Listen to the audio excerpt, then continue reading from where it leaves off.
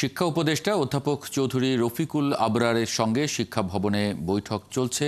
জগন্নাথ বিশ্ববিদ্যালয় উপাচার্যের নেতৃত্বে একটি প্রতিনিধি দলের 8টা 47 মিনিটে বৈঠকটি শুরু হয়। সেটি এখনও চলছে। বৈঠক শেষে কাকরাইলে এসে বিস্তারিত জানানো হবে বলে জানিয়েছে কাকরাইলে অবস্থানরত শিক্ষকরা। সেখানে আছেন সহকর্মী সুমন তানভীর, আমাদের সঙ্গে যোগ দিচ্ছেন সরাসরি।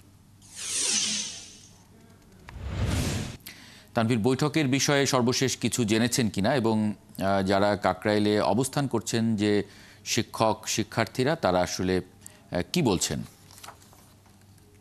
আমরা জানি যে প্রায় 40 ঘন্টার উপরে হয়ে চললো যে জগন্নাথ বিশ্ববিদ্যালয়ের যে শিক্ষার্থীরা আছে, শুধু শিক্ষার্থী নয়, শিক্ষক এবং তৃতীয় চতুর্থ শ্রেণীর যারা কর্মচারী আছেন তারা সবাই কিন্তু এখানে অবস্থান করছেন। এবং আমরা দেখছি যে ক্ষণে ক্ষণে কিন্তু এখানে স্লোগান হচ্ছে, দাবি আদায়ে আওয়াজ উঠছে। সেই আওয়াজে প্রকম্পিত হচ্ছে এই কাকরাইল এলাকায়। শুধুমাত্র এই আওয়াজটি আসলে পৌঁছাচ্ছে না আসলে যে কর্তৃপক্ষ, সেই কর্তৃপক্ষের কান পর্যন্ত আসলে এই আওয়াজ পৌঁছাচ্ছে না। আপনি যে প্রশ্নটি আমাকে করলেন যে বৈঠকটি বসেছে, সেই বৈঠকের সর্বশেষ কি, এখন বাজে 10টা, পৌনে 8টার দিকে এই বৈঠকটি কিন্তু শুরু হয়েছে এবং এখন কিন্তু 2 ঘন্টার বেশি হয়ে গেছে, প্রায় 2.5 ঘন্টা। এই 2.5 ঘন্টা ধরে একটি বৈঠক চলছে এবং সেই বৈঠকের কোনো ফলাফল নেই, যেটি নিয়েও কিন্তু এখানকার যারা শিক্ষার্থীরা আছেন, যারা অবস্থান নিয়েছেন, যারা স্লোগান দিচ্ছেন দাবি আদায়, তারা কিন্তু সবাই হতাশ। এবং তারা বলছিলেন যে বৈষম্য বিরোধী আন্দোলন নিয়ে স্বৈরাচার শেখ হাসিনাকে সরানো হলো, সেই বৈষম্য বহাল আসলে এখনও আছে। যদি তাই না থাকতো তাহলে এই যে 40 ঘন্টার বেশি সময় ধরে তারা এখানে অবস্থান করছেন, তাদেরকে কোনো খোঁজ খবর নেওয়ার জন্য তাদের সরকার, তারা তাদের ভাষায় বলছে যে আমরা যে সরকারকে বসেছি সেই সরকার আমাদের কোনো খোঁজ খবর নেওয়ার আসলে প্রয়োজন বোধ করছে না। আপনি দেখছেন যে একদম শিক্ষক, জগন্নাথ বিশ্ববিদ্যালয়ের যারা শিক্ষকরা কিন্তু একদম হেয়ার রোড, যেটি অর্থাৎ প্রধান উপদেষ্টার বাসভবন যমুনা, সেই যমুনার একদম মাথায় কিন্তু শিক্ষকরা বসে রয়েছেন। এবং কোনো রকম কালকে যে অপ্রীতিকর অনাকাঙ্ক্ষিত ঘটনাটি ঘটেছে, সেই রকম ঘটনা যাতে আর না ঘটে, সেই জিনিসটা তারা তাদের জায়গাতে নিরাপত্তা নিশ্চিত করছেন।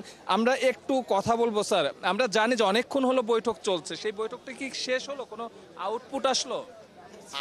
আমরা এখনো এটা বলতে পারবো না, আমরা জানি না। আমাদের সভাপতি স্যার বা আমরা যারা আছি, স্যার বসেন, আমরা এখানে খুব নির্দিষ্টভাবে এখনো জানি না, আমরা অপেক্ষা করছি। তো আমাদের তো আর কিছু অপেক্ষা করা ছাড়া কোনো উপায় নেই। তবে আমরা আশাবাদী, আমরা কিছু না কিছু অবশ্যই কিছু হবে, আমরা একটা আশাবাদী, এটুকু বলতে পারি।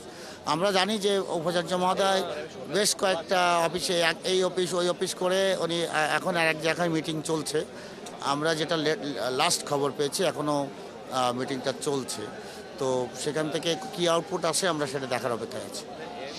দেখছেন আপনি, শিক্ষকরা আসলে আশাবাদী হলেও এখানে যারা শিক্ষার্থীরা আছেন সেই শিক্ষার্থীরা কিন্তু হতাশ। কারণ তারা এখন পর্যন্ত 40 ঘন্টার বেশি হয়ে চললো, কোনো রকম আউটপুট কিন্তু তারা পাচ্ছেন না। এবং এই আন্দোলন কিংবা এই সংগ্রাম আসলে কতক্ষণ দীর্ঘস্থায়ী করতে হবে তাদের ন্যায্য দাবি আদায়, সেই প্রশ্নটি কিন্তু এখানকার যারা আছেন সবার মুখে সেই একটি প্রশ্ন। তো এই ছিল আসলে জগন্নাথ বিশ্ববিদ্যালয়ের দাবি দেওয়া আন্দোলন নিয়ে। তানভীর, অনেক ধন্যবাদ যুক্ত হবার জন্য, এবং আমরাও অপেক্ষা করছি বৈঠকের খবর পাওয়া মাত্র নিশ্চয়ই আপনার মাধ্যমে দর্শকদের সরাসরি আমরা তখন জানাতে চেষ্টা করব বা জানাতে পারবো বলে আশা রাখি।